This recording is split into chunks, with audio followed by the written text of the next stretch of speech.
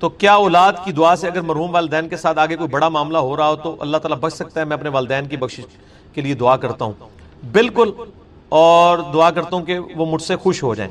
آپ سے خوش ہوں گے جب آپ ان کے رشتہ داروں کے ساتھ حسن سلوک کریں گے۔ ابو داؤد میں حدیث ہے، ایک بندے کی ماں مر گئی، آپ نے فرمایا تیری خالہ زندہ ہے تو اس کے ساتھ حسن سلوک کر، پلس یہ کہ دعا کریں۔ ابن ماجہ میں حدیث ہے کہ ایک شخص کے مرنے کے بعد اللہ تعالیٰ جنت میں اس کا ایک درجہ بلند کرتا ہے، تو پوچھتا ہے میں نے تو یہ عمل نہیں کیا تھا، تو بتایا جاتا ہے کہ تیرے بیٹے نے تیرے لیے استغفار کی تھی۔ صحیح مسلم میں حدیث ہے میت کو 3 ثواب پہنچتے ہیں، ایک تو اس نے اپنی زندگی میں نیکی کا کوئی کام کیا تھا، مرنے کے بعد ملے گا، دوسرا علم کی کوئی بات اس نے لکھی، وہ بھی ظاہر ہے اس کو ملے گا، تیسرا نیک اولاد۔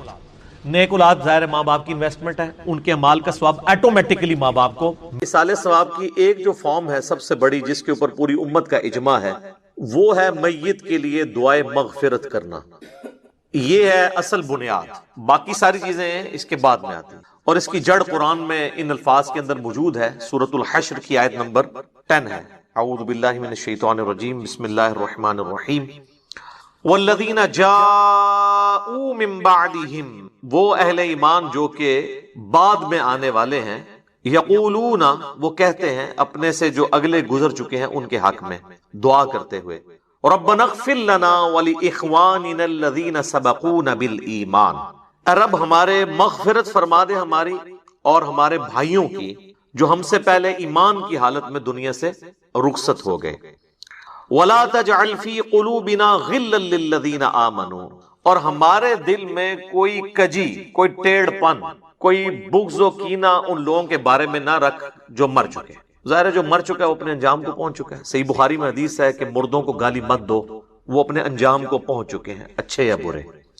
ربنا انک رؤوف الرحیم، اے میرے رب بے شک، اے ہمارے رب بے شک تو بخشنے والا ہے، مہربان ہے۔ تو یہ اہل ایمان کو یہ بات سکھائی گئی ہے کہ ان کی یہ روش ہونی چاہیے کہ جو بھی ایمان کی حالت میں ان سے پہلے لوگ چلے گئے ان کے لیے دعائیں مغفرت کریں۔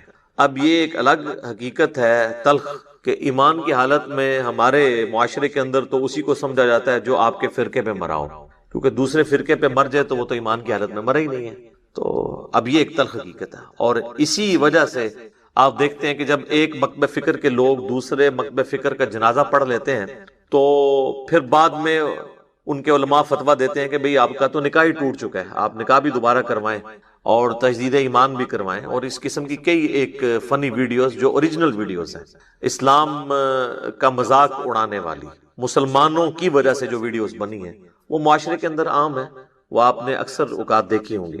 اب میرے بھائیو، یہ جو دعا کا معاملہ ہے یہ اللہ تعالیٰ نے ایسا اوبلیگیٹری رکھا ہے کہ ہماری جو اسلام کی بیسک ٹیچنگز ہیں ان کے اندر اس کو ایک ضروریات دین کے طور پر اللہ تعالیٰ نے ان چیزوں کو جاری فرما دیا، جیسا کہ صحیح بخاری اور صحیح مسلم کی متفق علیہ حدیث ہے کہ اللہ کے محبوب صلی اللہ علیہ وآلہ وسلم نے فرمایا کہ ایک مسلمان کے دوسرے مسلمان پہ 5 حقوق ہیں، جب وہ اس سے ملے تو اسے سلام کرے، یہ پہلا حق ہے۔ دوسرا حق، جب وہ بیمار ہو جائے اس کی عیادت کرے۔ تیسرا حق، جب وہ مر جائے تو اس کی نماز جنازہ پڑھے، تو ظاہر ہے نماز جنازہ میں دعا مانگے گا مرے ہوئے کے لیے۔ چوتھا حق، جب وہ دعوت دے تو اس کی دعوت کو قبول کرے۔ اور 5واں حق یہ ہے کہ جب وہ چھینک کے جواب میں الحمدللہ کہے تو آپ اس کے جواب میں کہیں یرحمک اللہ، اللہ تعالیٰ تجھ پر رحم فرمائے۔ تو یہ 5 بنیادی حقوق ہیں، جس میں تیسرا حق ایک مسلمان کی نماز جنازہ پڑھنا ہے، اور نماز جنازہ میں ظاہر ہے کہ دعا اللہ تعالیٰ نے اس کے اندر بلٹ ان رکھ دی ہے۔ صحیح مسلم میں ایک حدیث ہے کہ اللہ کے محبوب صلی اللہ علیہ وآلہ وسلم نے فرمایا کہ جس کے جنازے میں 40 ایسے لوگ شریک ہوں جو اللہ تعالیٰ کے ساتھ شرک نہ کرتے ہوں تو اللہ تعالیٰ ان 40 لوگوں کی شفاعت اس میت کے حق میں قبول و منظور فرما دے گا، یعنی اس کی مغفرت فرما دے گا۔ تو یہ بہت بڑی فضیلت ہے۔ تو یہ بھی مرے ہوئے بندے کو زندہ لوگوں کی طرف سے پہنچنے والی ایک نفع مند چیز ہے، آپ اسے ایصال ثواب کہہ لیں، آپ اس کو دعائے مغفرت کہہ لیں، کوئی بھی۔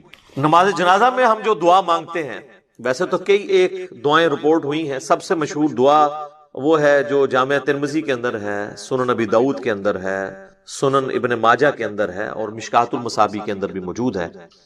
اللہم اغفر لی حینا و میتنا، اے اللہ ہمارے جتنے زندہ ہیں ان کی بھی مغفرت فرما اور جو مر چکے ان کی بھی مغفرت فرما۔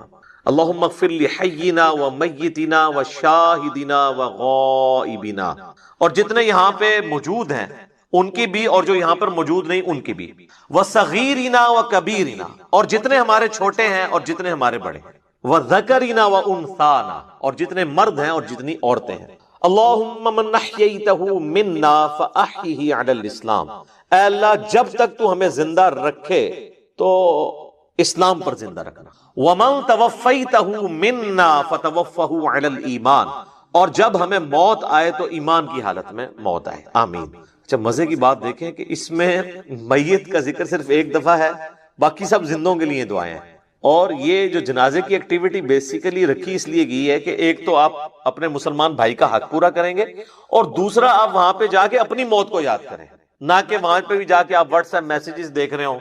آپ دیکھ رہے ہیں کہ میت کو دفنایا جا رہا ہوتا ہے اور لوگوں کے فون بج رہے ہوتے ہیں۔ کئی لوگ تو یعنی میت کو دفنانے کے لیے قبر میں اترے ہوتے ہیں نا، تو ان کے بھی فون وہاں پہ بج رہے ہوتے ہیں۔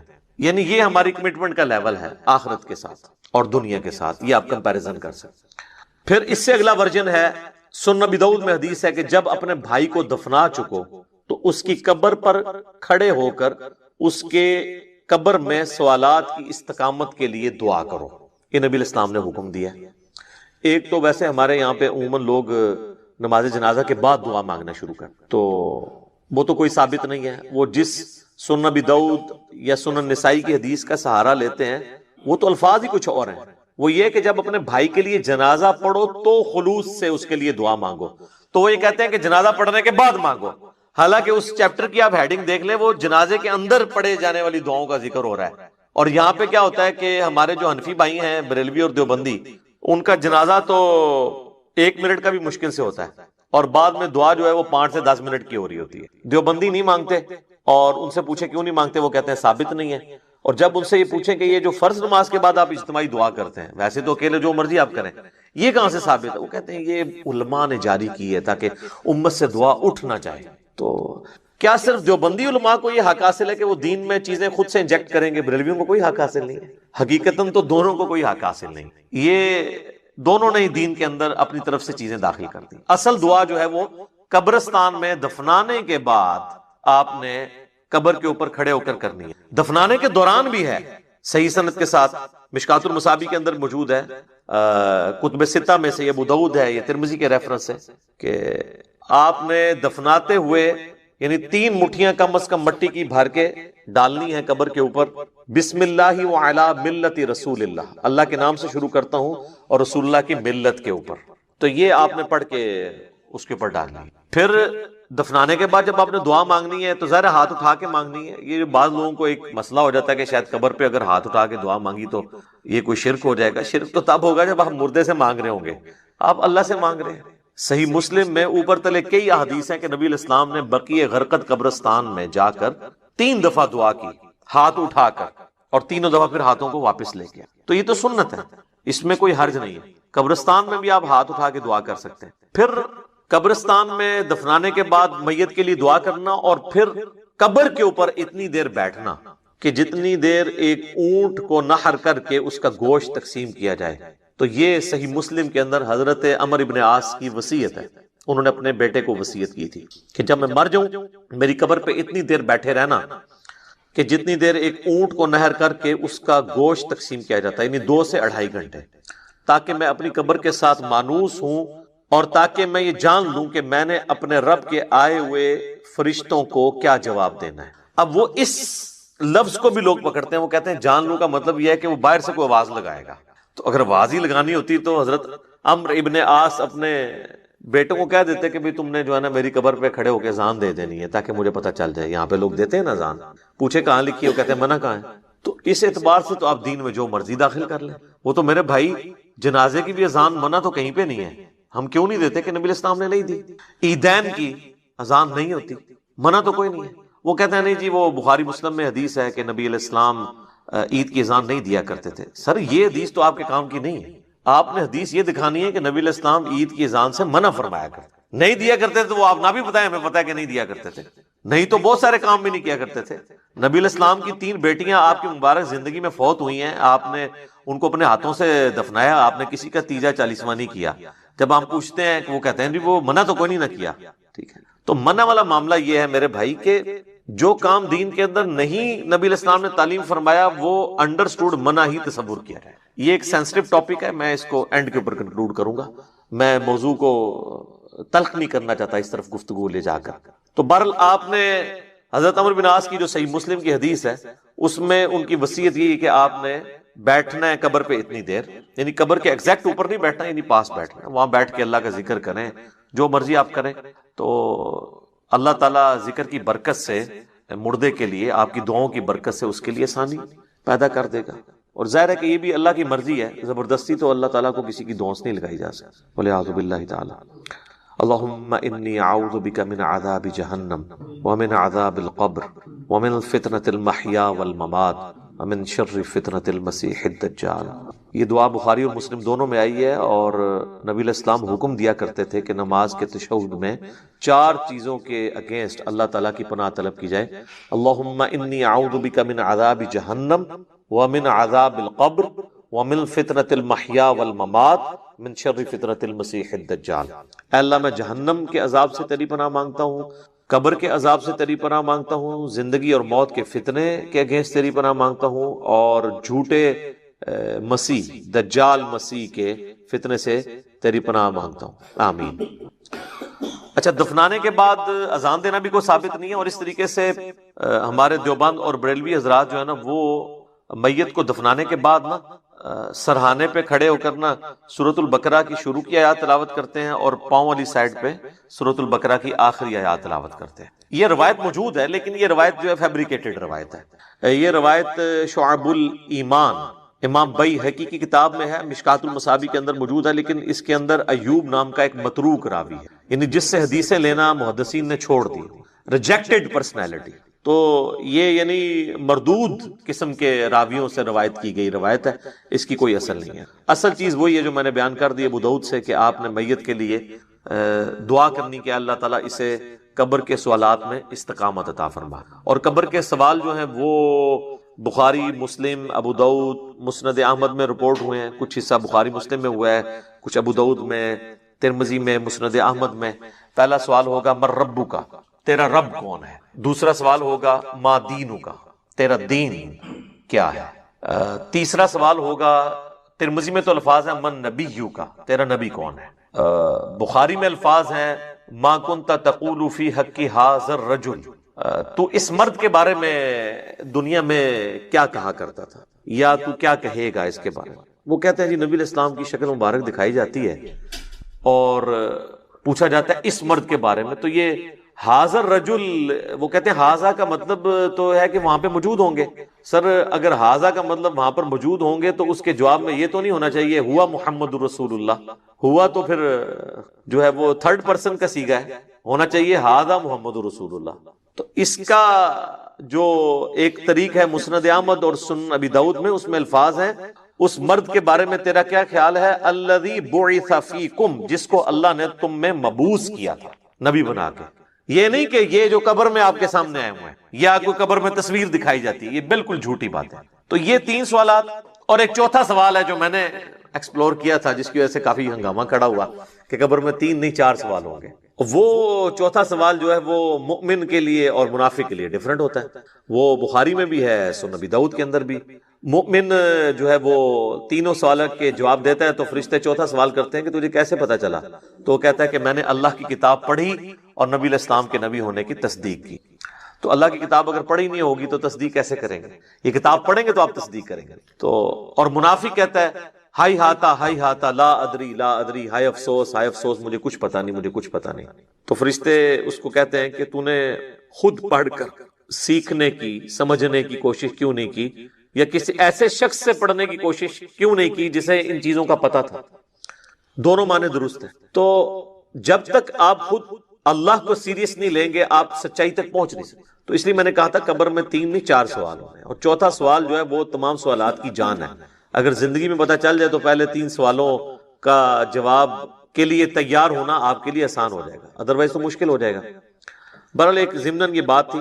تو قبر پہ بھی آپ نے دعاؤں میں مردوں کو یاد رکھنا ہے. اس کے بعد عام حالت میں بھی آپ جب قبرستان جائیں گے تو آپ کو دعا سکھائی گئی ہے. صحیح مسلم میں الفاظ ہیں السلام علیکم اہل الدیار من المؤمنین والمسلمین وَإِنَّا إِن شَاءَ اللَّهُ بِكُمْ لَلَاحِقُونَ نَسْأَلُ اللَّهَ لَنَا وَلَكُمُ الْعَافِيَةَ۔ تم پر سلامتی ہو اے مؤمنین اور مسلمین جو اس قبرستان کے اندر دفن ہو، خواہ مرد ہو یا عورت ہو۔ السلام علیکم اہل الدیار من المؤمنین والمسلمین وَإِنَّا إِن شَاءَ اللَّهُ بِكُمْ لَلَاحِقُونَ، اور اللہ نے چاہا تو ہم بھی عنقریب تمہارے ساتھ آ کے ملنے والے ہیں، ظاہر ہم نے بھی مرنا ہے۔ اور پھر سات الفاظ ہیں کہ ہم تم سے تمہارے لیے اور اپنے لیے اللہ کے حضور عافیت کا سوال، نسأل اللہ لنا ولکم العافیہ، ہم اللہ سے سوال کرتے ہیں تمہارے لیے اور اپنے لیے عافیت کا۔ یہ دعا ہے۔ تھوڑے بہت الفاظ کے فرق کے ساتھ صحیح مسلم میں اور دعائیں بھی ہیں، بل یہ سب سے آسان دعا، یاد رکھنی بھی آسان ہے۔ ایک دعا ہے جامع ترمذی کے اندر السلام علیکم یا اہل القبور، وہ روایت اصول محدثین پہ ضعیف ہے، اصل دعا یہی ہے۔ بلکہ صحیح مسلم میں ایک حدیث ہے، عائشہ کہتی ہیں کہ نبی علیہ السلام ایک دفعہ میرے ساتھ بستر پہ لیٹے تھے، تو تھوڑی دیر بعد آپ نے یہ محسوس کیا کہ میں سو گئی ہوں، تو آپ علیہ السلام چپکے سے اپنے بستر سے نکلے اور بقیع غرقد مدینے کے قبرستان کی طرف چلے گئے۔ تو کہتی ہیں میں بھی نا جاسوسی کرنے کے لیے پیچھے کسی اور بیوی کے پاس نہ چلے گئے، میں بھی نکلی اور میں نے حضور علیہ السلام کو دیکھا کہ آپ بقیع قبرستان میں یوں ہاتھ اٹھا کے دعا کر رہے ہیں، 3 دفعہ آپ نے ہاتھ اٹھا کے دعا کی اور اپنے ہاتھوں کو واپس کیا۔ تو وہ کہتی ہیں میں جلدی جلدی بھاگتی بھی واپس آئی، آ کے بستر پہ لیٹ گئی، اور یہ یعنی میں نے ایکٹ کرنے کی کوشش کی کہ میں تو یہاں سے گئی نہیں تھی، لیکن سانس پھولا ہوا تھا، سانس تو نہیں کو روک سکتا۔ وہ بزرگ ہی ہیں جو 12 دن تک وضو روک کے رکھتے ہیں، تو چونکہ جھوٹ ہوتا ہے نا، تو کہتے ہیں کہ میرا سانس پھولا ہوا تھا۔ نبی علیہ السلام جب واپس آئے تو انہوں نے سیدہ عائشہ سے فرمایا کہ تم میرے پیچھے آئی تھی، اور اگر تم مجھے نہیں بتاؤ گی نا تو تمام غیب کا جاننے والا تو مجھے بتا ہی دے گا۔ علم غیب بھی کلیئر کر دیا حضور نے۔ آپ نے نہیں کہا کہ مجھے تو پتہ ہے، میں تو حاضر و ناظر ہوں، ان کا مجھے اللہ تو خبر دے دے گا۔ تو تم نے کیا گمان کیا اللہ اور اس کا رسول تمہارے ساتھ خیانت کریں گے، یعنی میں کسی اور بیوی کے پاس چلا گیا؟ تو ان کا یا رسول اللہ ایسا ہی تھا، میں آپ کے پیچھے آئی تھی۔ تو آپ نے فرمایا کہ اصل میں جب میں لیٹا تو جبریل علیہ السلام اللہ کی طرف سے میرے پاس آئے، اور انہوں نے مجھے اللہ کا پیغام دیا کہ اللہ تعالیٰ آپ کو حکم دیتا ہے کہ آپ بقیع غرقد کے جو مدفن ہے وہاں پہ لوگ، ان کے لیے جا کے دعائیں مغفرت کریں۔ اچھا، وہ دعائیں مغفرت تو آپ وہاں بھی بیٹھ کے کر سکتے تھے۔ اس سے یہ پتہ چلی کہ قبرستان جا کے دعائیں مغفرت کرنا یہ چیز پسندیدہ ہے اللہ تعالیٰ کو، اور پھر نبی علیہ السلام سے دعا کروانا یہ امت کی تعلیم کے لیے بھی تھا۔ تو نبی علیہ السلام نے وہاں پہ دعا کی، آپ کی دعا کی برکت کا حصہ ان لوگوں کو نصیب ہوا۔ تو اس سے یہ پتہ چلا کہ آپ قبرستان جا کے آپ ہاتھ اٹھا کے بھی دعا کریں گے، رات کے وقت بھی جا سکتے ہیں۔ اور صحیح مسلم میں الفاظ ہیں، عائشہ کہتی ہیں کہ نبی علیہ السلام اکثر بقیع غرقد قبرستان چلے جایا کرتے تھے دعا کرنے کے لیے قبرستان میں۔ تو یہ یعنی نبی صلی اللہ علیہ وآلہ وسلم کی سنت ہے۔ باقی ہاتھ اٹھا کے دعا کرنا فرض نماز کے بعد بھی اپنی انڈیویجول دعا کر سکتے ہیں، اس کے لیے تو کوئی ممانعت نہیں۔ ابو داؤد میں تو روایت کمزور ہے، لیکن المستدرک للحاکم میں صحیح سند سے ہے کہ تمہارا رب سخی ہے، کریم ہے، حیا فرماتا ہے ایسے شخص سے جو اس کے حضور ہاتھ اٹھا کے دعا کرتا ہے کہ اسے محروم لوٹائے۔ ہاتھ اٹھا کے دعا کرنا اللہ تعالیٰ کو بغیر ہاتھ اٹھائے دعا کرنے سے زیادہ محبوب ہے۔ اور دعا کے بعد چہرے پہ ہاتھ پھیرنا بھی سنت ہے، بلکہ امت یہ وہ سنت ہے جو واقعی سنت ہے، جو اجماع اور عملی تواتر سے ٹرانسفر ہوئی ہے۔ اور الادب المفرد امام بخاری کی کتاب کے اندر صحیح بخاری کی سند کے اوپر یہ حدیث موجود ہے کہ حضرت عبداللہ ابن زبیر اور حضرت عبداللہ ابن عمر یہ دعا کے بعد اپنے چہرے پر ہاتھ پھیرا کرتے تھے۔ نبی اسلام کے حوالے سے بھی ملتا ہے، ابو داؤد میں روایت کمزور ہے، اس لیے شیخ زبیر علی صاحب نے مشکات کے فٹ نوٹ پہ اس روایت کے اوپر ضعیف کا حکم لگا کے ساتھ الادب المفرد کی روایت لکھ دی ہے کہ یہ روایت درست ہے۔ ویسے بھی امت کا اجماع ہے، اس کے لیے حدیثوں کی تو ہمیں حاجت نہیں ہے، امت کا اجماع اور عملی تواتر سنت سے چہرے پہ ہاتھ پھیرنے کو ٹرانسفر کر رہی ہے۔ لہذا چند ایک علماء عرب کا اسے بدعت کہنا ان کے یعنی کم علمی کی نشانی ہے اور ایک تنگ نظری کی نشانی ہے۔ اوورال یہاں پہ بھی جو اہل حدیث ہیں وہ چہرے پہ ہاتھ پھیرنے کے قائل ہیں۔ میں ضمناً ساتھ چھوٹے چھوٹے مسائل بتا دیتا ہوں تاکہ آسانی ہو جائے۔ تو آپ نے چہرے پہ ہاتھ بھی پھیرنے ہیں۔ اس طریقے سے صحیح مسلم میں حدیث ہے کہ نبی علیہ السلام اپنی والدہ کی قبر پر گئے، آلموسٹ آپ سمجھ لیں اپنے والدہ کی وفات کے 50 سال کے بعد، کیونکہ یہ فتح مکہ کے بعد کی بات ہے، تو 50 سال تقریباً گزر چکے تھے، اور آپ علیہ السلام قبر پہ گئے اور آپ روئے، اور آپ کو دیکھ کے آپ کے ساتھی بھی اصحاب بھی روئے، اور پھر آپ علیہ السلام نے فرمایا میں تمہیں قبروں پہ جانے سے منع کیا کرتا تھا۔ ظاہر نئی نئی قوم بت پرستی سے پھری تھی تو اس لیے نبی علیہ السلام احتیاط کرتے تھے، اب میں تمہیں حکم دیتا ہوں کہ قبروں پہ جایا کرو کیونکہ یہ موت کو یاد دلاتی۔ لیکن یہ قبروں پہ جانا ہے، مزارات کے اوپر نہیں۔ مزارات پہ تو سیلفیاں ہوتی ہیں اور بہت کچھ ہوتا ہے جس کا دین سے کوئی تعلق نہیں. جہاں پہ اللہ اور اس کے محبوب صلی اللہ علیہ وآلہ وسلم کی نافرمانی کے کام ہوتے ہو نا، وہاں پہ آپ نے جانا بھی نہیں ہے. سنن ابی داؤد میں حدیث ہے کہ ایک صحابی نے کہا کہ میں نے منت مانی ہے کہ میں اونٹ قربان کروں گا مقام بوانا پہ جا کے. بعض روایتوں میں آیا کہ 100 اونٹ. تو نبی علیہ السلام نے فرمایا کہ دیکھنا وہاں پر زمانے جاہلیت میں کسی بت کی پرستش تو نہیں ہوتی تھی اس زمانے میں، اب نہیں. اگر اس زمانے میں بھی ہوتی تھی نا تو نہیں جانا. یا وہاں پر کوئی زمانے جاہلیت میں میلہ تو نہیں لگا کرتا تھا. انہوں نے دونوں چیزیں جب رسول اللہ کو کنفرم کی تو آپ صلی اللہ علیہ وآلہ وسلم نے پھر ان کو اجازت دے دی، ٹھیک ہے کہ تم کرو. پھر آپ علیہ السلام نے فرمایا کہ ایسی منت نہ پوری کرو جو تمہیں یعنی عاجز کر دے، اس طرح کی منت نہ مانو، اور اگر مانی ہے تو اس کو منت کو پورا نہ کرو. اور اللہ کی نافرمانی میں بھی منت نہ مانی جائے، اور جو اللہ کی نافرمانی میں ہوگی آپ نے اس کا کفارہ بھی نہیں دینا ہوگا. جیسے میرا بیٹا ہوا تو اس کی چٹکیاں فلاں دربار پہ جا کے منواؤں گا، تو اب یہ ساری منت اس کو توڑ بھی دیں، توڑنا واجب ہے اور کفارہ بھی نہیں. اگر کوئی صحیح کوئی منت مانی تھی تو آپ اس کا کفارہ ادا کریں گے. ویسے ہوتا کچھ نہیں ہے. بخاری مسلم میں حدیث ہے کہ منت ماننے سے کنجوس کا مال نکل جاتا ہے، یہ مصیبت کو نہیں ٹال سکتا. تو بہرحال یہ ہے کہ آپ نے منت کا پھر کفارہ وہی ہے جو بخاری مسلم میں آیا کہ منت توڑنے کا کفارہ وہی ہے جو قسم توڑنے کا کفارہ سورۃ المائدہ کی آیت نمبر 89 میں ہے کہ ایک غلام آزاد کریں یا 10 مساکین کو کھانا کھلائیں یا 10 مساکین کو کپڑے لے کر دیں، اور اگر کوئی غریب ہے تو 3 مسلسل روزے رکھ لیں. تو اس طرح کی پھر منتیں آپ نے پوری نہیں کرنی ہوگی. بہرحال نبی علیہ السلام نے اپنی والدہ کی قبر پہ جا کے یہ امت کو میسج دیا کہ آپ نے قبروں کو لاوارث نہیں چھوڑنا، قبروں پہ جانا ہے، قبروں پہ جا کے عبرت حاصل کرنی ہے، اور قبروں پہ جا کے ان قبر والوں سے نہیں مانگنا بلکہ ان کے لیے دعا کرنی ہے کہ اللہ تعالیٰ ان کی مغفرت کا کوئی سامان کرے، کیونکہ وہ ہماری دعاؤں کے محتاج ہیں جو قبرستان میں دفن ہے، کیونکہ وہ تو اب اپنے اعمال آگے نہیں بڑھا سکتے. تو جو ہم پیچھے بچ گئے ہیں ہماری ذمہ داری ہے ہم ان کے لیے جا کے دعائے مغفرت والا معاملہ کریں.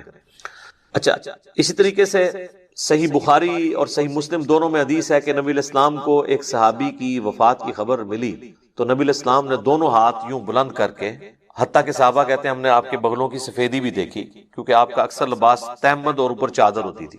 اگر آپ نے کرتا نہ پہنا ہو اور صرف چادر اوپر لی ہوئی ہو اور یوں ہاتھ اٹھائیں تو بغلوں کی سفیدی ظاہر ہو جاتی ہے. تو آپ نے کہا اے اللہ ابو عامر کو بخش دے اور اسے کثیر مخلوق پر فضیلت عطا فرما. تو اس سے ثابت ہوا کہ مرے ہوئے شخص کے لیے ہاتھ اٹھا کے آپ دعا کر سکتے ہیں ان الفاظ کے ساتھ.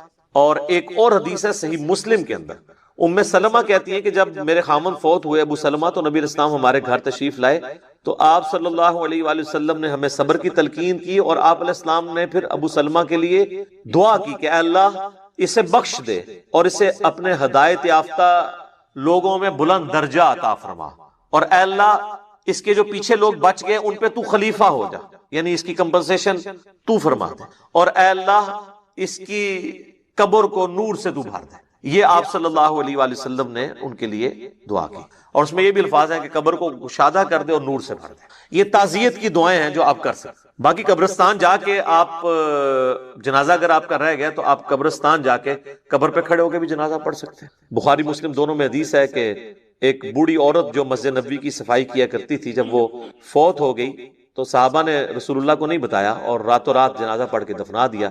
کچھ دن کے بعد نبی علیہ السلام نے پوچھا کہ وہ عورت نظر نہیں آ رہی تو بتایا گیا کہ وہ تو فوت ہو گئی ہے. تو حضور نے فرمایا کہ مجھے اس کی قبر پہ لے جاؤ.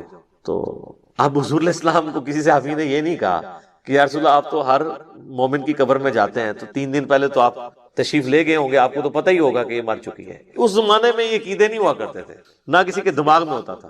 تو رسول اللہ صلی اللہ علیہ وسلم کو وہ قبر پہ لے گئے تو آپ علیہ السلام نے جا کے وہاں پہ قبرستان میں اس کی قبر پہ کھڑے ہو کر جنازہ پڑھا. یہ غائبانہ نماز جنازہ نہیں ہوتا کیونکہ اس میں تو قبر سامنے ہوتی ہے، اور اس کا طریقہ یہ ہوتا ہے کہ آپ نے قبر کی ایسی سائڈ پہ کھڑے ہونا ہے کہ آپ کا قبلہ کی طرف رخ ہو اور قبر آپ کے سامنے ہو.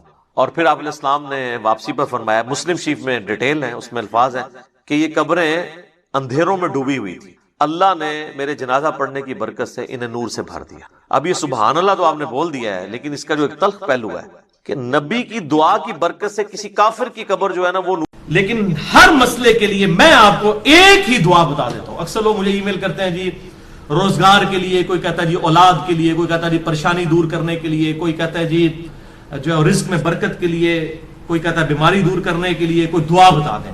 بھائیو ہم آپ کو 50 دعائیں نہیں بتاتے ہیں، ایک دعا بتاتے ہیں، ایک دعا جو اکثر مسلمانوں کو پہلے ہی آتی ہے. اس کو ترجمے کے ساتھ یاد کر لیں اور اس دعا کو آپ ہر جگہ پڑھیں جس مقصد کے لیے پڑھیں. اور الحمدللہ قرآن حکیم میں سورۃ البقرہ کی آیت نمبر 201 کے اندر اللہ تعالیٰ نے وہ دعا اہل ایمان کو تعلیم فرمائی ہے اور مومنین کی نشانی بتایا ہے اس دعا کو کہ مومنین اس کے ذریعے اللہ تعالیٰ سے دعا مانگتے ہیں. اور آگے اللہ تعالیٰ نے اپنا فتویٰ بھی سنا دیا ہے کہ جو کوئی ان الفاظ کے ساتھ ہم سے دعا مانگتا ہے ہم اس کی اس دعا کو دنیا اور آخرت میں اس کے حق میں قبول کریں گے. الحمدللہ. اور وہ دعا ہے سورۃ البقرہ آیت نمبر 201 ربنا آتنا فی الدنیا حسنہ وفی الآخرۃ حسنہ وقنا عذاب النار. یہ وقف کر کے میں نے پڑھا اور کنٹینیوس پڑھیں گے. ربنا آتنا فی الدنیا حسنۃ وفی الآخرۃ حسنۃ وقنا عذاب النار. اب اس کا ترجمہ بھائیو یاد کرنا کوئی راکٹ سائنس ہے. ربنا آتینا اے رب ہمارے ہمیں عطا فرما ہمیں دے دے فی الدنیا حسنہ اس دنیا میں بھلائی وفی الآخرۃ حسنہ اور آخرت میں بھلائی. اور آخرت کی سب سے بڑی بھلائی کیا؟ وقنا عذاب النار ہمیں آگ کے عذاب سے بچا لے. آمین. اللہم اجرنا من النار اللہم اجرنا من النار اللہم اجرنا من النار. اچھا مولویوں کی تسلی نہیں ہوئی انہوں نے اس کے ساتھ لگا دیا وقنا عذاب القبری وقنا عذاب الحشری وقنا عذاب المیزان پتہ نہیں کیا کچھ لگا دیا. حالانکہ تعلیم کی کمی ہے. دنیا اور آخرت اس میں کور ہو جاتی ہے. کیوں؟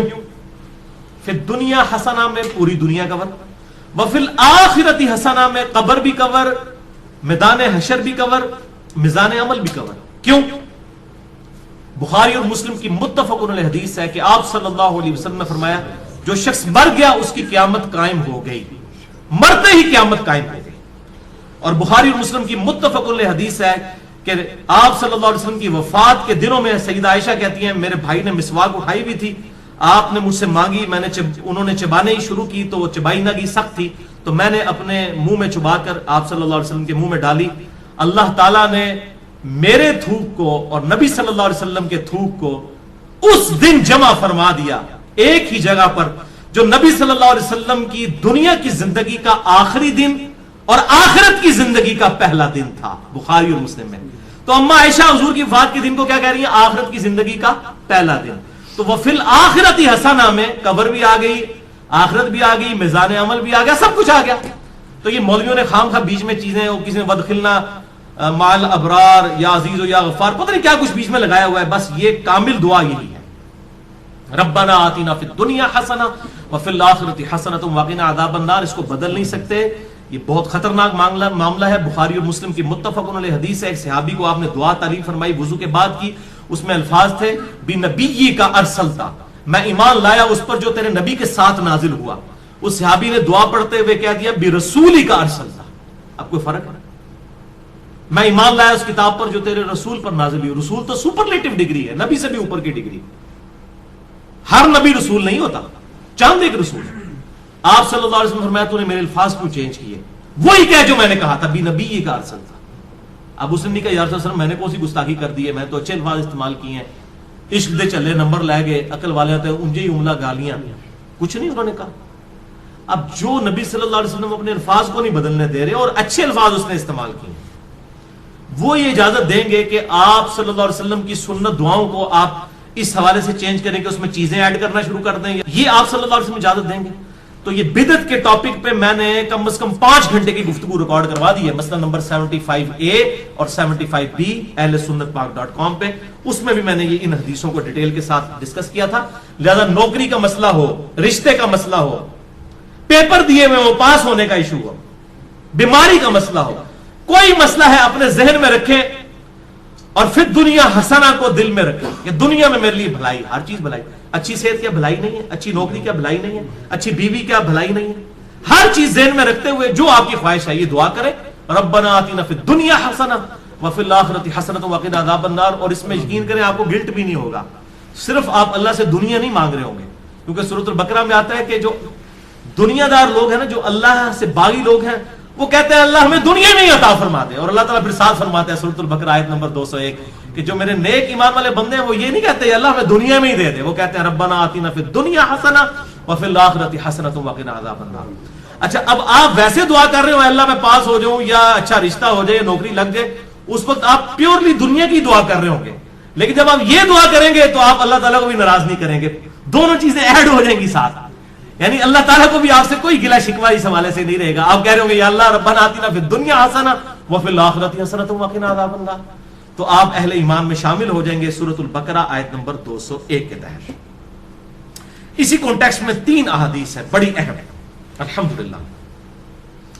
پہلی حدیث صحیح بخاری میں 6399، صحیح مسلم میں 6840، مشکات میں 2487. سیدنا انس ابن مالک رضی اللہ تعالیٰ عنہ جنہوں نے 10 سال تک آپ صلی اللہ علیہ وسلم کو وضو کروایا، آپ کی وفات کے بعد 82 سال تک زندہ رہے اور 93 ہجری کے اندر بصرہ میں فوت ہوئے.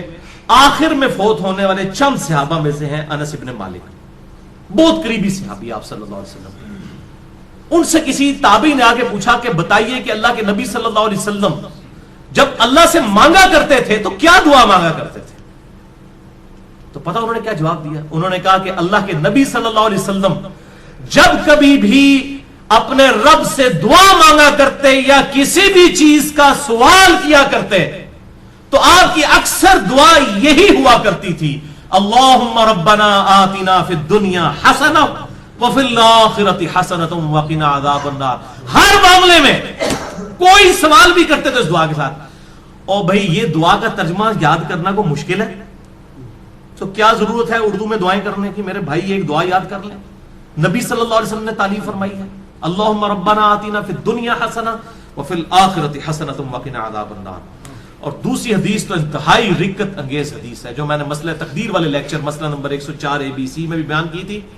صحیح مسلم میں 6835، مشکات میں 2502.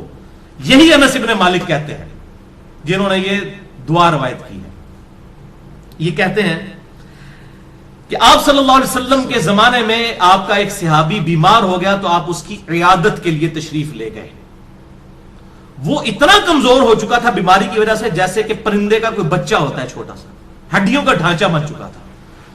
آپ نے جب اس کی حالت دیکھی آپ کو پتا چل گیا کہ انہیں کو کم پایا. آپ نے فرمایا وہ بتا تو اللہ سے کیا مانگتا رہتا ہے؟ اس نے کہا یا رسول اللہ میں اللہ سے دعا کرتا ہوں اے اللہ جو تو نے مجھے آخرت میں عذاب دینا ہے دنیا کی زندگی میں ہی دے لے. بولے اعوذ باللہ تعالی. آپ فرمایا سبحان اللہ، اللہ پاک ہے. جب آپ حیران ہوتے تو یہ بات کہا کرتے سبحان اللہ. اوے تو اللہ تعالیٰ کا اس دنیا میں عذاب سہ سکتا ہے جو اللہ سے تو نے یہ دعا کی؟ نہ تو دنیا کی زندگی میں اللہ کا عذاب برداشت کر سکتا ہے نہ آخرت کی زندگی میں. اور تجھے تو چاہیے تھا کہ تو اللہ سے دعا کرتا اللہم ربنا آتنا فی الدنیا حسنہ وفی الآخرۃ حسنۃ وقنا عذاب النار. یہ کیا تو دعائیں کرتا رہے؟ اس میں وہ فنیٹک قسم کے جو صوفیاء ہیں نا ان کا بھی ارادہ، وہ کہتے ہیں سانو دنیا نہیں چاہیے آخرت ہی چاہیے. اور اللہ کے نبی کہہ رہے ہیں دنیا بھی اچھی آخرت بھی اچھی. اچھا انس ابن مالک کہتے ہیں جب آپ صلی اللہ علیہ وسلم نے اسے یہ بات ارشاد فرمائی پھر اس نے یہی دعا مانگ کر اللہ کی طرف متوجہ ہوا، اللہم ربنا آتنا فی الدنیا حسنہ وفی الآخرۃ حسنۃ وقنا عذاب النار. تو اللہ تعالیٰ نے اسے شفا عطا فرما دی. اب اس سے بھی پتہ چلا بیماری کی شفا بھی یہی ہے، اللہم ربنا آتنا فی الدنیا حسنہ وفی الآخرۃ حسنۃ وقنا عذاب النار. آپ میں کہتا ہوں یہ جامع دعا کریں، ساری دعائیں جو ہیں اس کے اندر شامل ہیں. اچھا قرآن میں تو ہے ربنا آتنا فی الدنیا حسنہ اور بخاری مسلم میں ہے اللہم ربنا آتنا فی الدنیا حسنہ. تو اللہم کے ساتھ اے ہمارے اللہ یہ بھی ٹھیک ہے اور صرف ربنا آتنا بھی ٹھیک ہے، بلکہ قرآن حکیم میں سورۃ المائدہ میں حضرت عیسیٰ علیہ السلام کی جو دعا آتی ہے اس میں بھی ہے اللہم ربنا انزل علینا مائدۃ من السماء. تو قرآن میں بھی الفاظ ہیں اللہم ربنا کے. ویسے تو ہمارے لیے بخاری مسلم کے الفاظ ہی کافی تھے لیکن میں پھر بھی کیڑا نکالنے کے لیے کوئی یہ نہ کہ جی قرآن میں تو صرف ربنا آیا آپ اللہم کیوں لگا رہے ہیں. تو اللہ تعالیٰ نے بھی یہ دعا حضرت عیسیٰ علیہ السلام کی نقل کی ہے اللہم ربنا آتنا فی الدنیا حسنہ. یہ پڑھنا بخاری مسلم سے ثابت ہوا. اور اللہم ربنا انزل علینا مائدۃ من السماء سورۃ المائدہ کے آخری رکوع میں حضرت عیسیٰ علیہ السلام کے کانٹیکسٹ میں یہ الحمدللہ اللہم ربنا کے ساتھ یہ آئی ہے. اور تیسری حدیث سنن ابی داؤد میں 1892، مشکات میں 2581، عبداللہ بن صائب کہتے ہیں کہ میں نے خود نبی صلی اللہ علیہ وسلم کو رکن یمانی اور حجر اسود کے درمیان وہ جو مستجاب دیوار ہے یہ دعا مانگتے ہوئے سنا ہے اللہم ربنا آتنا فی الدنیا حسنہ وفی الآخرۃ حسنۃ وقنا عذاب النار، اسے مستجاب دیوار کہتے ہیں، مستجاب کہتے ہیں دعا کی قبولیت کی جگہ۔ 70 انبیاء کا مصلی ہے، آپ وہاں پر کھڑے ہوں تو آپ کا رخ دونوں قبلوں کی طرف ہو جاتا ہے، بیت المقدس کی طرف بھی اور خانہ کعبہ کی طرف بھی۔ اس دوران آج تک حاجی، عمرہ کرنے والے اور حج کرنے والے یہ دعا مانگتے ہیں، ربنا آتنا فی الدنیا حسنہ وفی الآخرۃ حسنۃ وقنا عذاب النار۔ یہ بس اتنے ہی الفاظ ہیں، باقی جو ایڈ کیے لوگوں نے خود کیے۔ میں تو دعا کی قبولیت کی جو جگہ ہے خانہ کعبہ شریف، وہاں پر بھی آپ نے یہی دعا مانگی، ربنا آتنا فی الدنیا حسنہ وفی الآخرۃ حسنۃ وقنا عذاب النار۔ اسماء اعظم اور دعا کی قبولیت کے لیے کیا کیا طریقے ہیں، اس حوالے سے میرا مسئلہ نمبر 82 ڈیٹیل کے ساتھ ریکارڈ ہے۔ اور بھائیو، بخاری اور مسلم اور باقی احادیث کی روشنی میں کئی ایک مقامات ہیں جو دعا کی قبولیت کی جگہ ہیں۔ مثلا اذان اور اقامت کے درمیان جو وقفہ ہے جماعت کھڑے ہونے تک کا، یہ دعا کی قبولیت کا سبب ہے۔ ابو داؤد میں حدیث موجود ہے، آج میرا ٹاپک نہیں اس لیے میں سکپ کر رہا ہوں۔ اسی طریقے سے تیز بارش کے وقت دعا قبول ہوتی ہے، میدان جنگ میں، جنگ کے دوران اس وقت دعا کی قبولیت کا وقت ہے۔ جمعے والے دن خطیب جب جو ہے وہ 2 خطبوں کے درمیان وقفہ کرتا ہے، اس دوران دل میں دعا مانگی جائے، وہ قبولیت کا وقت ہے۔ اور کئی ایک قبولیت کے وقت ہیں، لیکن ایک وقت ایسا ہے جو ہر وقت آپ کے پاس اویلیبل ہے۔ اسی کانٹیکسٹ میں آپ کو اگلی 5 حدیثیں میں بیان کرنے لگا ہوں، اور وہ ہے نماز میں دعا مانگنا، جس کے لیے آپ کو جمعے کے دن کے انتظار کی ضرورت نہیں ہے، کسی اور چیز کی ضرورت نہیں۔ جب بھی آپ نماز پڑھیں